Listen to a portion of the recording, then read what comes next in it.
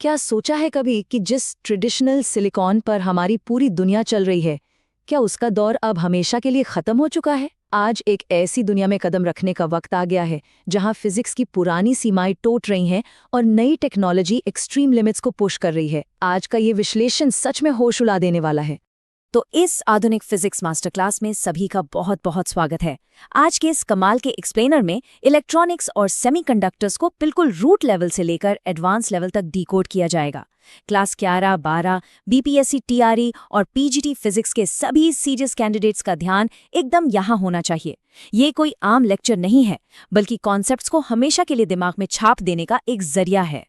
एक नज़र आज के रोड मैप पर डाल लेते हैं। पहला, एनालॉग बनाम डिजिटल बेसिक्स। दूसरा, ट्रांजिस्टर स्केलिंग का भविष्य। तीसरा, वाइड बैंड गैप सेमीकंडक्टर्स। चौथा, फ्लेक्सिबल ऑर्गेनिक इलेक्ट्रॉनिक्स। उसके बाद क्विक रिवीजन और सवाल जवाब, और आखिर में प्रैक्टिस क्वेश्चंस और एक मोटिवेशनल डोज। चलिए सबसे पहले शुरुआत करते हैं हमारे पहले टॉपिक से, एनालॉग बनाम डिजिटल बेसिक्स। देखिए, एनालॉग इलेक्ट्रॉनिक्स कंटिन्यूअस और टाइम वेरिंग सिग्नल्स पर काम करती है, जैसे बाहर की आवाज या लाइट। लेकिन इसमें एक बहुत बड़ी दिक्कत है, वो है नॉइज या अनवांटेड वोल्टेज वेरिएशंस का आ जाना। वहीं दूसरी तरफ है अपना डिजिटल सिस्टम। ये बिल्कुल क्लियर 0 और 1 की बाइनरी स्टेट्स पर चलता है। ये स्पेसिफिक वोल्टेज लेवल्स नॉइज को आइसोलेट कर देते हैं, यानी बाहर रोक देते हैं। और यही एक बड़ी वजह है कि हमारे मॉडर्न माइक्रोप्रोसेसर्स इतने एक्यूरेट हैं और उन्हें बड़ी आसानी से मास प्रोड्यूस किया जा सकता है। अब आगे बढ़ते हैं दूसरे हिस्से की तरफ, ट्रांजिस्टर स्केलिंग का भविष्य। जरा इस सब 1 नैनोमीटर एवोल्यूशन रोडमैप को देखिए। फिनफेट एरा से शुरू होकर हम N2 यानी GAA नैनोशीट्स एरा में एंटर कर चुके हैं। 2034 तक A7 सीफेट एरा आएगा और 2043 तक तो अल्टीमेट A2 यानी 2 एंगस्ट्रॉम 2D फेट्स का दौर आएगा। सुनकर थोड़ा साइंस फिक्शन जैसा लगता है ना, पर दोस्तों ये सेमीकंडक्टर फिजिक्स की एकदम रियल टाइमलाइन है। एग्जाम्स के पॉइंट ऑफ व्यू से ये एक बहुत इंपॉर्टेंट और हैवी टर्म है, गेट ऑल अराउंड यानी GAA। आइए देखते हैं ये चमत्कार काम कैसे करता है। इसमें सैक्रिफिशियल सिलिकॉन जर्मेनियम लेयर्स को हटा दिया जाता है और सस्पेंडेड सिलिकॉन नैनोशीट्स का एक वर्टिकल स्टैक बनाया जाता है। उसके बाद गेट मटेरियल इस चैनल को चारों तरफ से घेर लेता है, मतलब फुल कंट्रोल। रिजल्ट क्या मिला? 2 नैनोमीटर नोड पर इलेक्ट्रोस्टैटिक कंट्रोल एकदम मैक्सिमाइज हो जाता है और करंट लीकेज बिल्कुल खत्म। सही मायनों में ये इंजीनियरिंग का मास्टर स्ट्रोक है। लेकिन इनोवेशन यहाँ रुकती नहीं है। GA के बाद एंट्री होती है CFET की, यानी कॉम्प्लीमेंट्री फेट। यही वो गेम चेंजर है जो 2034 तक 1 नैनोमीटर की दीवार को तोड़ देगा। इसमें NMOS और PMOS ट्रांजिस्टर्स को आजू बाजू रखने के बजाय सीधा एक के ऊपर एक वर्टिकली स्टैक कर दिया जाता है। लैटरल सेपरेशन की जरूरत ही खत्म। इस वर्टिकल इंटीग्रेशन से CMOS लॉजिक की डेंसिटी में सीधा 80% का उछाल आता है। सोचिए आगे आने वाले डिवाइसेस कितने ज्यादा पावरफुल होने वाले हैं। चलिए तीसरे टॉपिक पर आते हैं, वाइड बैंड गैप सेमीकंडक्टर्स। ये एक बिल्कुल नई दुनिया है। अब ये वैल्यूज एग्जाम के लिए सुपर क्रिटिकल हैं। इनको ध्यान से देखिए, यहाँ एक क्लियर पैटर्न दिखेगा। नॉर्मल सिलिकॉन का बैंड गैप सिर्फ 1.1 इलेक्ट्रॉन वोल्ट होता है, पर सिलिकॉन कार्बाइड यानी SiC का 3.3 eV और गैलियम नाइट्राइड यानी GaN का बैंड गैप 3.4 eV है। ये मैसिव गैप कोई छोटी बात नहीं है।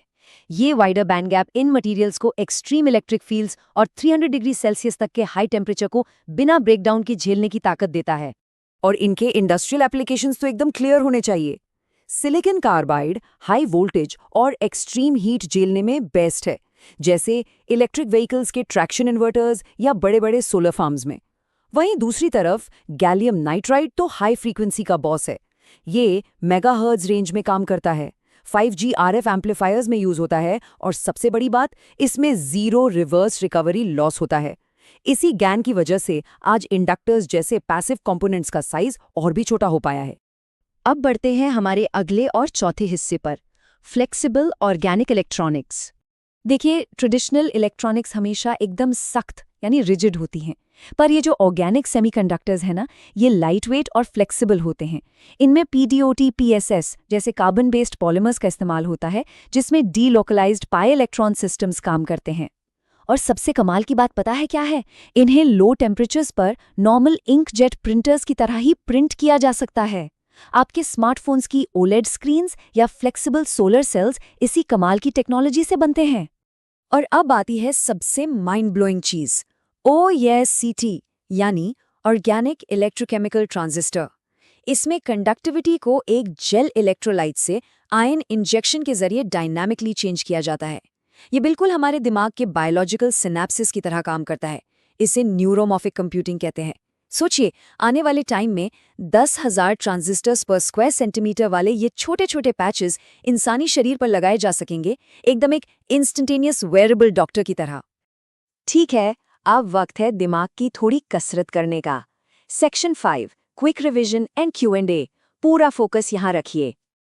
आइए सवाल पर नजर डालते हैं। पहला सवाल, कौन सा ट्रांजिस्टर आर्किटेक्चर NMOS और PMOS को फिजिकली स्टैक करके सब 1 नैनोमीटर स्केलिंग अचीव करता है? थोड़ा सोचिए। सही जवाब है मोनोलिथिक CFET।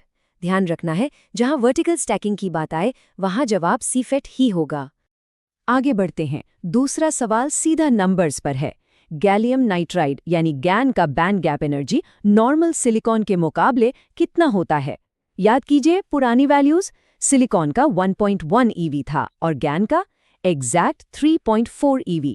यही मैसिव जंप उसे इतना ज्यादा पावरफुल बनाता है।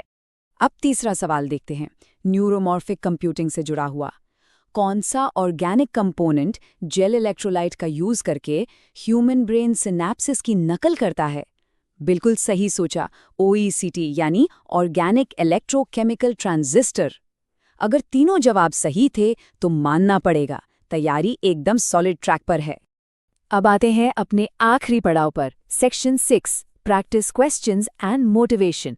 एक बड़ा ही फाउंडेशनल सवाल लेते हैं। एनालॉग सर्किट्स डिजिटल के मुकाबले इलेक्ट्रोमैग्नेटिक नॉइज से इतनी जल्दी अफेक्ट क्यों हो जाते हैं? यहाँ बेसिक लॉजिक लगता है, क्योंकि एनालॉग में वोल्टेजेस लगातार वेरी करती हैं, इसलिए छोटी सी भी नॉइज पूरे सिग्नल को गड़बड़ा देती है। लेकिन डिजिटल में फिक्स्ड 0 और 1 की बाइनरी स्टेट्स होती हैं, जो ऐसी छोटी एरर्स को ईजिली इग्नोर करके आगे बढ़ जाती हैं। चलिए एक और थ्योरी बेस्ड बाउंसर देखते हैं। पावर इलेक्ट्रॉनिक्स में GaN के अंदर फिजिकल PN जंक्शन का ना होना उसकी सबसे बड़ी ताकत क्यों है? इसका सीधा सा कारण है कि PN जंक्शन नहीं होगा तो रिवर्स रिकवरी चार्ज लॉसेस 0 होंगे। मतलब एक्सट्रीम एफिशिएंसी मिलना तय है जब डिवाइसेस हाई फ्रीक्वेंसीज पर स्विच करती हैं। ये मॉडर्न एग्जाम्स के लिए एक सुपर क्रिटिकल कॉन्सेप्ट है। तो इस सब का निचोड़ क्या है? जरा सोचिए, अगर एक छोटा सा ट्रांजिस्टर अपनी सीमाओं को तोड़कर फिजिक्स की इम्पॉसिबल लगने वाली 1 नैनोमीटर बैरियर को तोड़ सकता है, तो इंसानी दिमाग क्या नहीं कर सकता? हमारी क्षमता CFET से भी ज्यादा पावरफुल है और डेडिकेशन GaN के इलेक्ट्रॉन से भी ज्यादा तेज। अब वक्त आ गया है एग्जाम की तैयारी में अपनी सारी लिमिट्स तोड़ देने का। दिल लगाकर मेहनत कीजिए, कोई भी लक्ष्य नामुमकिन नहीं है। आज के इस मास्टर क्लास में बस इतना ही। सोचने वाली बात यह है कि अगली कौन सी फिजिक्स बाउंड्री टूटने वाली है। मुझे पूरी उम्मीद है कि इस फास्ट पेस्ड एक्सप्लेनर ने एग्जाम प्रिपरेशन में एक मैसिव बूस्ट दिया होगा। ऐसे ही high quality concept clearing sessions के लिए तुरंत SR एकेडमी को लाइक, शेयर और सब्सक्राइब करें। बेल आइकन जरूर दबाएं ताकि कोई सेशन मिस ना हो। पढ़ते रहिए, आगे बढ़ते रहिए।